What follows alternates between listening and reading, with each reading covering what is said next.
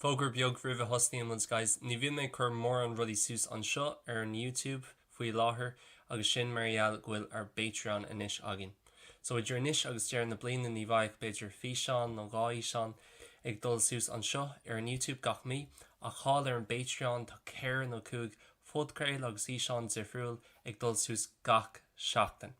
Seánna difriúlaach súla éistearíis, léiríis, topic breakdowns, episódí sa bhreis, te ghfuil go weekly, botú nó go agus freisin físeán gaming le tráchtarat Gaeilge. So, má tá simad sa content sin agus na rudí sin is féidir that 7-day free trial a úsáid hall ar patreon.com/learnirishonline. Anis ará leis an íseán. Okay, another topic breakdown, and this is one that was requested on here almost a month ago, I think, at this point, but finally getting around to doing it. And that is all about go versus a, and we're going to go on to talk about a will versus a tá, guys, and hopefully make it a lot simpler for you guys. First things first, before anything, I want to clarify what I mean by go versus a.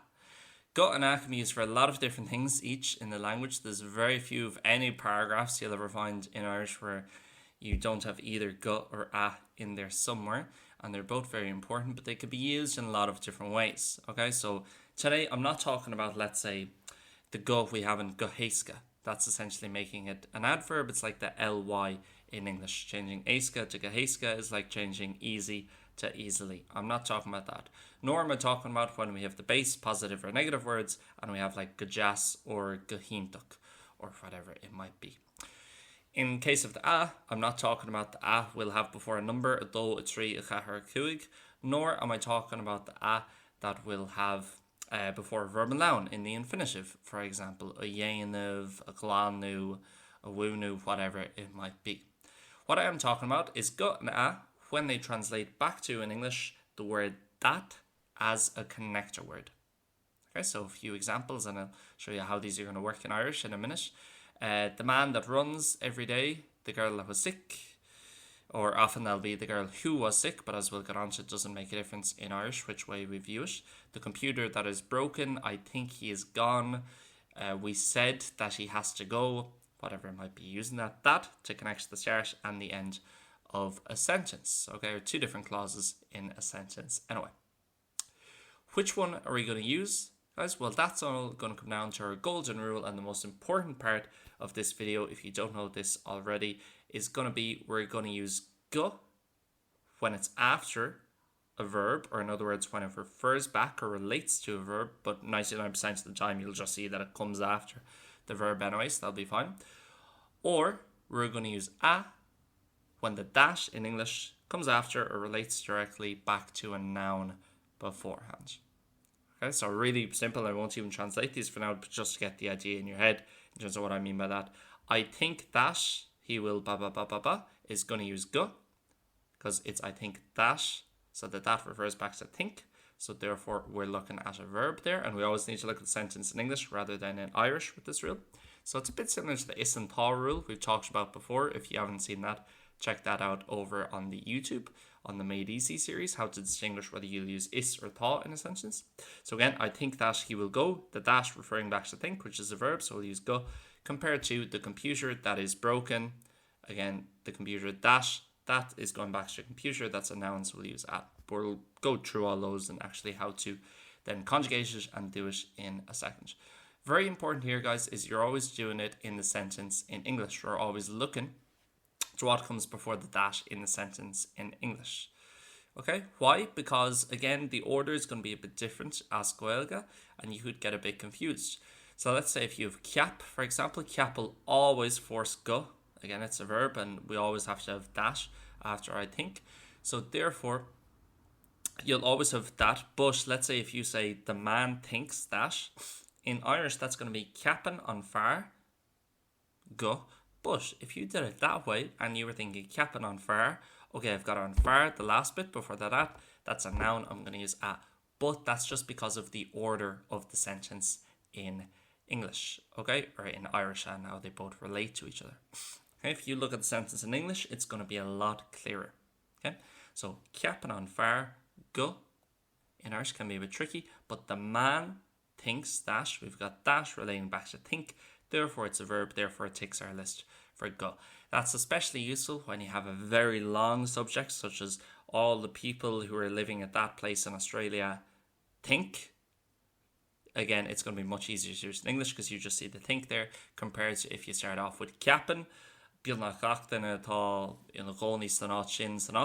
thinking, well, there's a million nouns there, so one of them must first but we're going back again to the sentence in English. What comes before the dash? It's the think, and then we have the subject before. Okay, so easier to think about it like that in English.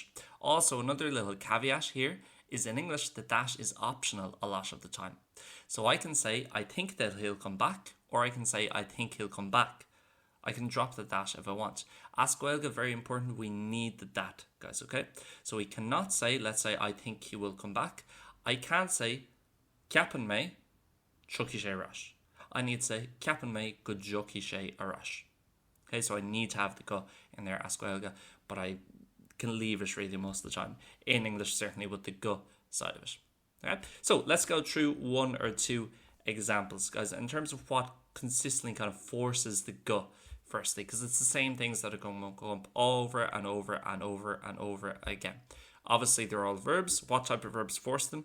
Ceap, or any of the alternatives for ceap, are going to force it, like we've already talked about. I think that he will leave. She thinks that we are going. He thinks or he believes that we will lose, whatever it might be. And all the alternatives for ceap as well. So she'll and mas, which are your main two as well, which are interchangeable with ceap. Okay, one or two examples. Let's say, I think that he will leave. Ceapam go bhfuil sé. Ceapam go bhfuil sé. I think that he will leave. Okay, I'm putting a little uru after the go, guys. We're always going to have that. So if I say, she thinks I will be there. Ceapan she go mai me an sin. Ceapan she go mai me an sin. This can get a bit confusing with that actually verb, the verb to be in the future. Because gamai sounds a bit like the way that say goma in Ulster. So be careful with that, okay? Gamai me an shin. Or we can use it with the she'll, let's say. I can say she thought, so he'll, she. And then that I was leaving, garau me ag fágal. Garau me ag fágal. So notice how it's not going to be gavi me ag fágal or gatá me ag fágal. We are going to use the dependent forms. So for 99% of verbs, and certainly all the regulars, and also a good few of the irregulars, it's just the normal verb conjugation, and we put a little uru at the start. Okay, that he runs, garihin sé. Or to take one that can, then take a uru, go ganian sé, that he buys, for example. But we're going to use the dependent forms, which you'll actually be used to without knowing, even if you've never heard of dependent form before. It's anything that would come after the on. Essentially, the only really main ones that you're going to be changing is tá to will. So go will she, that she is, and vi to rau. Okay, go rau she. So we can never say go tá she or go vi she. Excuse me. Okay, always go will she, go rau she. Okay, that's the main one. There's others as well, such as, let's say, gnyarna. So essentially any ones that you would change after the on in a question form. So you wouldn't say on rinnashi, you would say on yarnashi. Same idea, okay? Ceapshi gnyarnashi on uber. She thought that she did the work. Okay, same idea, you're using that dependent form. But the main one is, especially if you're starting off, just will and rau. And the others, honestly, will probably come easy enough. Anyway, other examples of when you'll have a tosulagam, guys, for I hope. Because again, in English, I hope that he will come back, whatever it might be. So tosulagam gujoki she arash. To make eerie sometimes as well. Because the reason why is because in English, I might say, I want you to, and then the infinitive, to do something, let's say. But as Gaeilge, we say, I am wanting that you do something. Okay? So, to me eerie, ganyen hitu rud eigen. To me eerie, ganyen hitu, again with the end, the uru, just on the normal future tense conjugation of the verb to do. So therefore, to me eerie, ganyen hitu rud eigen. Last one as well, well, there's loads that could be, but these are the most common ones, is the verb to say as well. So, dort me, gmaishi emiha, I said that she will be gone. Okay? Dort seed, gagailhimuds, they said that we will lose. Okay, you could have loads of other ones here, such as credge, for believe, anything kind of related to say. So I mentioned that he was gone in terms of Louis using there, or Scrad, she got around with Jimmy, how she screamed that we were gone, whatever it might be. But those are the kind of most common ones in terms of cap and shield, mass, any others related to believing or thinking. Tasulagam, I hope, Tommy Geary, I want, especially if I want somebody to do something, or somebody, like I would say in English, I want him to ba ba ba, she wants her to ba ba ba. And also the verb to say, or any of its synonyms, such as mention or shout or scream, whatever it might be. Okay, so those are the main ones for go, guys. That law is forced. And well, it's essentially any noun, so it's not that you have more common ones coming up over and over again. Like I mentioned earlier, often the sentence in English won't have that, it'll have who, okay, or whose, depending on what we're going to exactly be using it for. Because often in English we want to say the man that is sick, we'll say the man who is sick. The man who is sick. Okay? So, how do we do that? Thankfully, for now, guys, if it's just a direct clause, and I'm going to talk about that in a minute, we don't have to change the conjugation. We can just say a tha and a v, and then for all of the rest of the verbs, it's going to be the same anyway. And we're going to put a shevu after the a. Okay, so a few examples. Firstly, just with the verb to be, one or two simple ones. The man that is sick, an far atá chin. The computer that was broken, an rivra a v brishta. Okay, let's change up, use a different verb, but one that can take a shevu. The boy that runs every day, an bhfuil a rihin gach lá. An bhfuil a rihin gach lá. And one more, let's say the teacher that reads a book, an mútsor a léan leabhar. An mútsor a léan leabhar. Okay, so all we're doing is put a little a afterwards because it follows a noun. The teacher that reads a book. And we're just going to have normal conjugation. Then one that can take a shevu. Again, the teacher that does the work, an múnsur a dhéanann with H on upper. An múnsur a dhéanann on upper. So one of the big things, guys, and the mistake I see all the time is people forgetting to put the H. We're going to have the H anytime after we have a single A on its own in the language, and it's before a verb, which most of the time it will be before a verb. So a dhéanann, a hagan, a hiuchi, whatever it might be, don't forget to put the H in if you can, and of course the subsequent pronunciation change. Okay, last thing, guys, is a tha versus a will. So you will see both of them, but when do we use each one? Well, don't worry, it's not a criminal mistake if you get it wrong. So if you have been using it wrong up until now, don't worry too much, okay? And sometimes there's a tiny bit of maybe even ambiguity in between each one, but there is a certain rule for when you need to use one over the other. Essentially, when we talk about that noun that the relates to, when it's equal to, or basically directly related to what comes after the dash, then we're going to use a tha. Most of the time, this is what you will be using. So we need to look at more, so what's the exception? When do we use a will? We use a will when it's not directly related to what comes after the dash. Most of the time, this is going to be with some sort of preposition. Okay, so this all sounds very linguistic, but again, if we break it down and give one or two examples, it'll be a lot easier. So, if I said, an far atá chin, that's correct, the man that is sick. Essentially, think about the atá like being an equal sign there. Because the man, what is equal at this present time, he equals being sick. Man, sick, that's what's happening. Okay, but if I say, the man that has a son, I'd say, an far a will mach ega. An far a will mach ega. Why? Because if I change a will to an equal sign there, an far mach, is the man the son? No, they're not equal. They're not the same thing. The man is not the son. It's just that the man has a son. Okay? The man who has a son basically at him. So it's not directly related. We're not saying that the man is the son, but we are saying that the man is sick. That makes sense? Let's go through one or two more others. An cluiche a bhí creicnithe, the game that was finished, the game that was over, basically, versus an cluiche a rá an réiteóir chun creicniú, the game that the referee was going to stop or was going to finish. Okay? So again, an cluiche a bhí creicnithe, was the game finished? Yes, it was.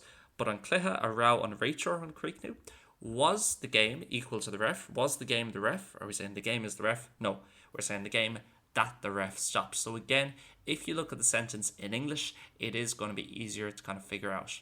But when essentially they don't equal each other, what's before the atá or will or whatever you're trying to figure out, it might be, but that gap in the sentence, what's before it and after, when those two equal each other, when it makes sense essentially in English to say X is Y, then we'll use atá, and that'll be most of the time. But sometimes you'll get it where it won't make sense to say X is Y, such as, for example, the man is the son, doesn't make sense with that example, and also the game is the referee, again, doesn't make sense, so we'll use a will.